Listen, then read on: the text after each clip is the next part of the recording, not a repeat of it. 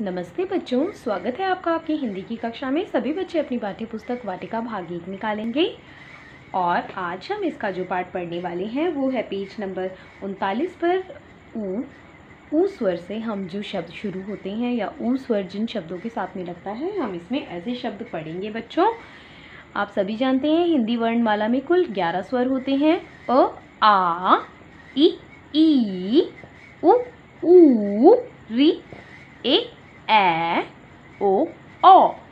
ठीक है, और ये सभी स्वर इधर यहाँ मैंने लिखे हैं और ये इनकी मात्रा चिन्ह है।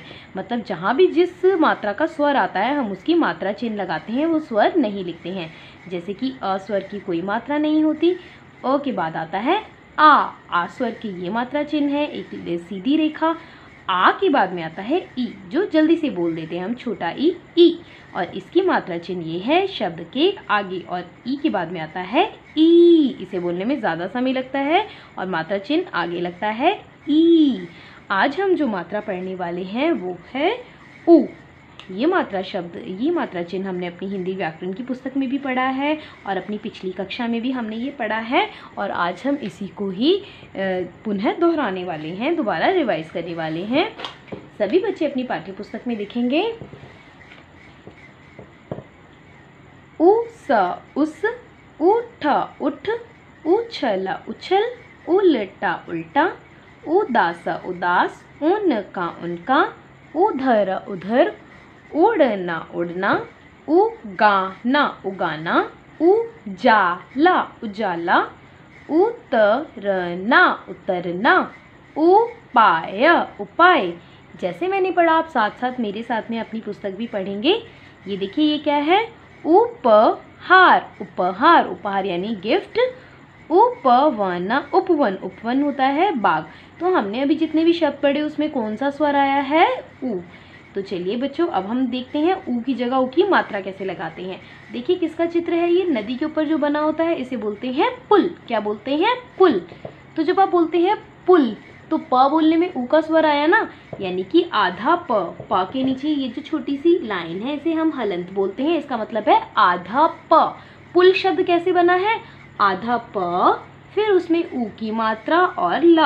तो प में ऊ की मात्रा की जगह हम ऊ की मात्रा का चिन्ह लगाएंगे। ये ऊ की मात्रा हो गई बच्चों और ये ऊ की मात्रा का चिन्ह है। ठीक है, प में हम ऊ की जगह ऊ की मात्रा लगाएंगे और ल, और ये शब्द बन जाएगा पुल। इस तरह से प उ ल पुल।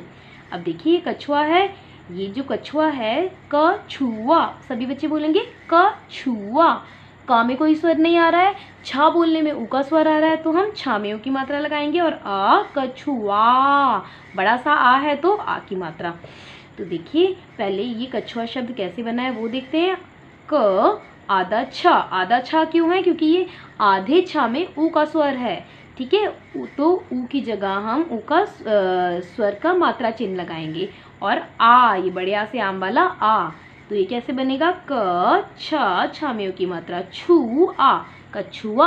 और हाँ, ऊ की मात्रा जिस वर्ण में लगेगी उसके साथ में ऊ की आवाज आएगी। जैसे कि का में ऊ की मात्रा कु, खा में ऊ की मात्रा खु, गा में ऊ की मात्रा गु, छ में ऊ की मात्रा छु।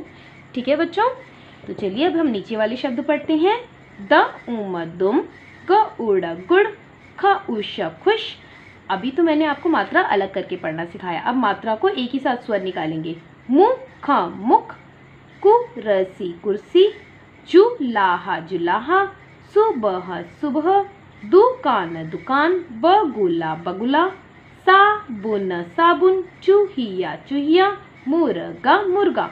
दुम होता है पूंछ, गुड़ एक मीठी चीज़ जिसे खाते हैं, खुश मतलब खुश होना, मुख मतलब हमारा मुंह, कुर्सी जिस पे हम बैठते हैं, जुलाहा जो कपड़े बुनता है, सुबह मतलब मॉर्निंग, दुकान यानी शॉप जिससे सामान लाते हैं, बगुला एक पक्षी होता है, साबुन जिससे हम नहाते हैं, चूहिया जो आपने छोटी सी इधर उधर घूमती हुई देखी होगी, और मुर्गा, मुर्गा जो एक पक्षी होता है, बांग देता है, सुबह सबको उठाता है। चलिए कुछ और शब्द पढ़ते हैं जिसमें ऊ की मात्रा आएगी। देखिए किस चीज़ का चित्र है ये बच्चों? पू, पा में ऊ की मात्रा पू, दा में की मात्रा दी, और ना, पुदीना, पुदीना। आपने पुदीने का पौधा देखा होगा और पुदीने के पत्तों से चटनी बनाई जाती है। अगला चित्र है कुटिया, कुटिया, कुटिया जो है वो वन में बना के ऋषि साधु महात्मा लोग इसमें रहते हैं, कुटिया। ठीक है। बुढ़िया, बुढ़िया, बुढ़िया मतलब जिनकी उम्र ज़्यादा होती है उसे कहते हैं बुढ़िया। ये कौन सा फूल है? गुलाब, गुलाब। ये क्या है जिसकी ये मटके जैसा दिख रहा है लेकिन मटका नहीं है, इसकी जो गर्दन है देखिए कितनी लंबी सी है, इसे बोलते हैं सुराही, सुराही। मिट्टी का एक बर्तन है, इसमें पानी रखते हैं। ये क्या है? जो चुन्नी मम्मी ओढ़ती हैं इसे बोलते हैं चुनरी, चुनरी। ये क्या है? कुर्ता, कुर्ता। ये कौन सी पक्षी है? बुलबुल, बुलबुल, बुलबुल। तो इसी तरह से आप सभी इसको ध्यान से पढ़ेंगे, शब्द को और मात्रा को जोड़ के।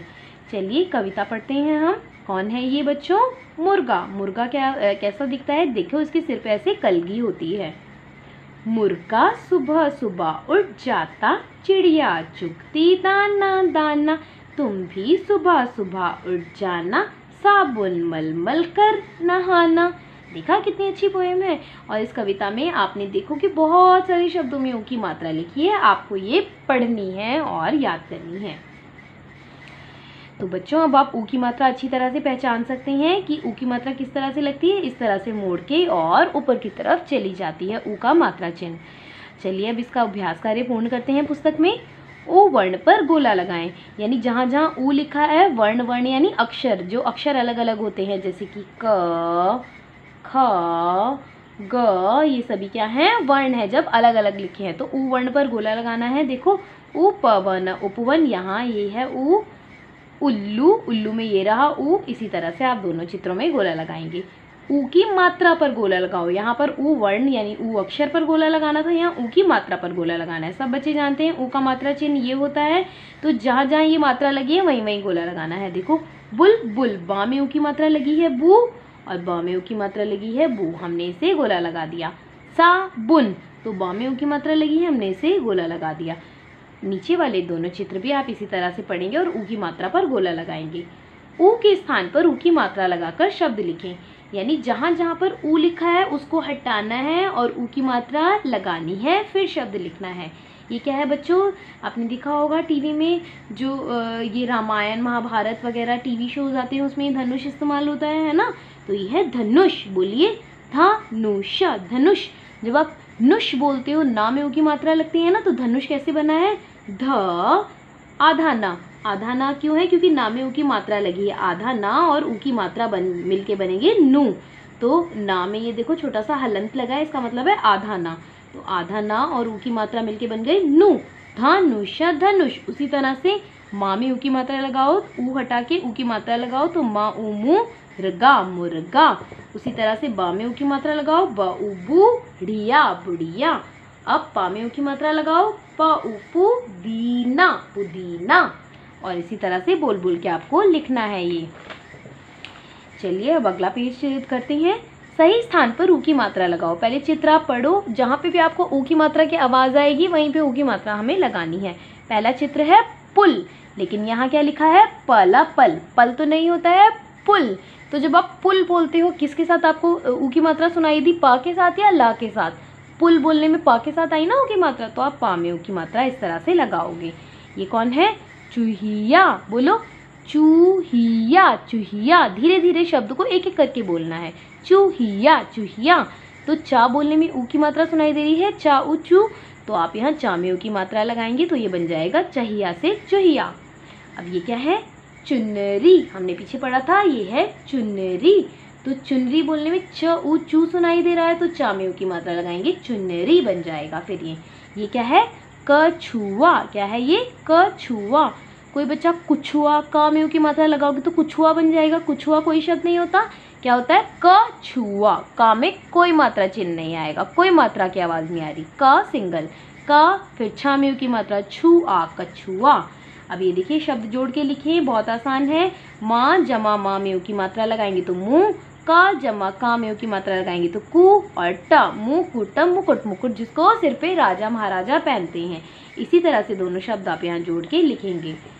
आपका प्रश्न 6 है, चित्र देखकर नाम लिखें। ये सभी चित्र आपने पाठ में पढ़े हैं तो आप इनका नाम आसानी से लिख सकते हैं। ये क्या है? गुलाब, ये सुराही, ये है कुर्सी और ये है कुटिया। तो बच्चों आज का आपका होमवर्क जो है वो किताब में ही है। आपको यह सारा गृह कार्य अच्छी तरह से अपनी अभ्यास कार्य किताब में करना है। आज की डेट डाल के, जो कि आज की कक्षा की डेट है 20/8, और ये अभ्यास कार्य सब बच्चे पूरा करेंगे। इस पूरे पाठ को पढ़ने का अभ्यास करेंगे। पाठ अच्छी तरह सबको पढ़ना आना चाहिए, रीडिंग सबको आनी चाहिए। यही आज का आपका गृह कार्य है। हम मिलेंगे अपनी अगली कक्षा में, तब तक के लिए धन्यवाद।